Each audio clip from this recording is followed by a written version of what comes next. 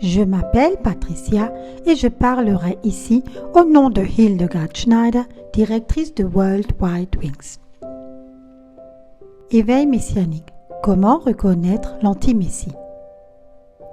Le thème de l'épisode d'aujourd'hui, comment reconnaître l'anti-messie? Les frères et sœurs ne cessent de se demander sur les réseaux qui sera l'anti-messie. Bien sûr, plusieurs noms sont évoqués. L'anti-messie sera un jour révélé et nous le saurons. Et en cette personne, tous les signes bibliques seront réunis. Bien sûr, il se peut que certaines caractéristiques mentionnées dans la Bible ne soient pas visibles dès le début, mais en fin de compte, elles doivent tous être réunies dans l'anti-messie. C'est pourquoi j'ai dressé une liste qui pourra servir un jour à l'identifier. En ce qui concerne le calendrier de l'anti-messie, il sera tel que décrit dans Daniel 9, verset 27. Il, l'anti-messie, fera une alliance pour la multitude pendant une semaine. Et à la moitié de la semaine, il fera cesser les sacrifices et les offrandes. Et sur l'aile des abominations vient un dévastateur, jusqu'à ce que la destruction fermement décidée soit déversée sur le dévastateur. Daniel entend par une semaine de 7 jours cette année. Il calcule cela sur la base de la rébellion de l'Exode, où 40 jours d'éclaireur ont donné lieu à 40 ans d'expérience dans le désert. L'abolition des sacrifices et des offrandes au milieu de la semaine, c'est-à-dire après 3 ans et demi depuis le début de la tribulation, est l'abomination de la désolation et le signe de départ du début de la grande tribulation. Il est dit dans Daniel 8, versets 11 à 12. Même jusqu'au chef de l'armée, c'est-à-dire l'anti-messie, et il lui enleva le sacrifice régulier, et le lieu de son sanctuaire fut renversé, et un sacrifice fut établi criminellement contre le sacrifice régulier. Daniel 11, verset 31 le confirme. Et des forces armées venant de lui se tiendront là, et elles profaneront le sanctuaire, la forteresse de la montagne, et elles aboliront le sacrifice régulier et établiront l'abomination dévastatrice. Tout d'abord, la Bible parle clairement de la venue de l'anti-messie. Enfants, c'est la dernière heure, et comme vous avez appris que l'antéchrist vient, de même maintenant plusieurs antéchrists ont paru. C'est pourquoi nous reconnaissons que c'est la dernière heure. 1 Jean, chapitre 2, verset 18. Lorsque le temple sera reconstruit à partir de la signature de l'alliance avec la multitude, il s'agit d'ici des Juifs, des sacrifices d'animaux devront avoir lieu dans les 3 ans et demi et être abolis dans le même laps de temps. On peut alors savoir avec certitude que ce sera cette alliance de 7 ans. Examinons maintenant en détail ce qui est dit de l'anti-messie dans les Écritures. Et une fois de plus, soulignons que tout doit être appliqué, même s'il se peut que tout se déroule sur une période. Premièrement, il nie Yeshua. Qui est le menteur, si ce n'est celui qui nie que Yeshua est le Messie? Celui-là est l'anti-messie qui nie le Père et le Fils. Quiconque nie le Fils n'a pas non plus le Père. Quiconque confesse le Fils est aussi le Père. 1 Jean, chapitre 2, versets 22 à 24. Donc, l'anti-messie est extrêmement fort contre Yeshua. Deuxièmement, il sort de la mer.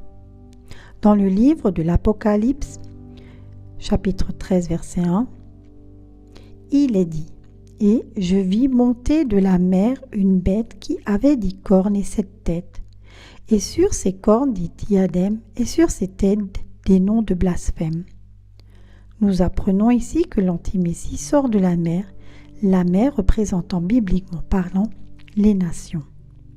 Troisièmement, un grand pouvoir est donné à l'anti-messie. Ensuite, 2 passages bibliques nous apprennent qu'un grand pouvoir sera donné à l'anti-messie.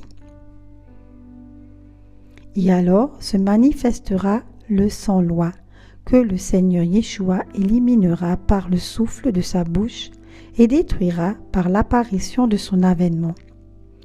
Lui dont l'avènement se fera selon l'efficacité de Satan, avec tout acte de puissance et avec des signes et des prodiges de mensonges. 2 Thessaloniciens chapitre 2 versets 8 et 9. La bête que je vis était semblable à une panthère. Ses pieds étaient comme ceux d'un ours et sa gueule comme une gueule de lion. Et le dragon lui donnait sa force, son trône et une grande puissance. Apocalypse 13, verset 2. Quatrièmement, il aura une blessure mortelle. Et je vis une de ses têtes comme égorgée à mort. Et sa blessure mortelle fut guérie. Et toute la terre fut dans l'admiration derrière la bête. Apocalypse 13, verset 3. Cinquièmement, il blasphémera contre Elohim. Il lui fut donné une bouche qui proférait de grandes choses et des blasphèmes. Et il lui fut donné le pouvoir d'agir pendant 42 mois. Et il ouvrit sa bouche pour proférer des blasphèmes contre Elohim, pour blasphémer son nom et sa tente, et ceux qui habitent dans le ciel. Apocalypse 13, versets 5 à 7. Sixièmement, il collectera les impôts, et il se lèvera à sa place, quelqu'un qui fera passer un collecteur de taxes par la gloire du royaume.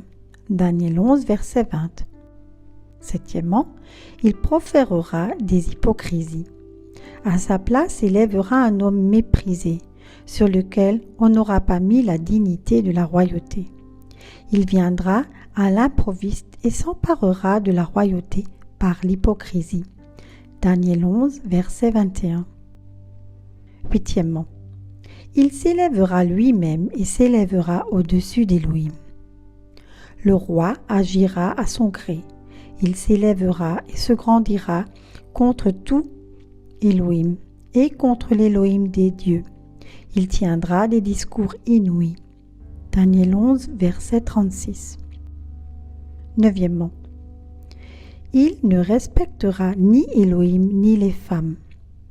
Et même il ne fera pas attention à l'Élohim de ses pères, et il ne fera pas attention au trésor des femmes, ni à aucun Elohim. Mais il s'élèvera au-dessus de tout. Daniel 11, verset 37. Il est écrit en anglais « He shall not desire woman », c'est-à-dire qu'il ne désire pas les femmes. Mais cela pourrait aussi signifier que les femmes ne le désirent pas. Dixièmement, il s'emparera des trésors de l'Égypte. Il s'emparera des trésors d'or et d'argent et de toutes les choses précieuses de l'Égypte. Et les Libyens et les Couchites seront à sa suite. Daniel 11, verset 43. Onzièmement, son nom sera associé au nombre 666. Voici la sagesse, que celui qui a de l'intelligence calcule le nombre de la bête, car c'est le nombre d'un homme, et son nombre est 666. Apocalypse 13, verset 18. Douzièmement, il trompera le monde entier. Elle séduit les habitants de la terre à cause des signes qu'il lui a été donné d'accomplir avant la bête, et elle dit aux habitants de la terre de faire une image à la bête qui a la blessure de l'épée et qui revient à la vie. Apocalypse 13, verset 14. Treizièmement, et il a le pouvoir de tuer, et il lui a été donné de donner un souffle à l'image de la bête, de sorte que l'image de la bête a même parlé et a fait que tous ceux qui n'adoraient pas l'image de la bête ont été tués. Apocalypse 13, verset 15. 14. Et lorsque l'anti-messie prendra le rôle du monde, il introduira la marque. Il L'image de la bête amène tous ceux-là, petits et grands, riches et pauvres, libres et esclaves, à recevoir une marque sur leur main droite ou sur leur front, et que nul ne peut acheter ni vendre, si ce n'est celui qui a la marque, le nom de la bête ou le nombre de son nom. Apocalypse 13, versets 16 et 17. Et qu'arrive-t-il à ceux qui acceptent la marque? Si quelqu'un adore la bête et son image, et reçoit une marque sur son front ou sur sa main, il boira lui aussi du vin de la fureur d'Élohim, préparé sans mélange dans la coupe de sa colère. Il sera tourmenté par le feu et le soufre devant les saints anges et devant l'agneau. Apocalypse 14, versets 9 et 11.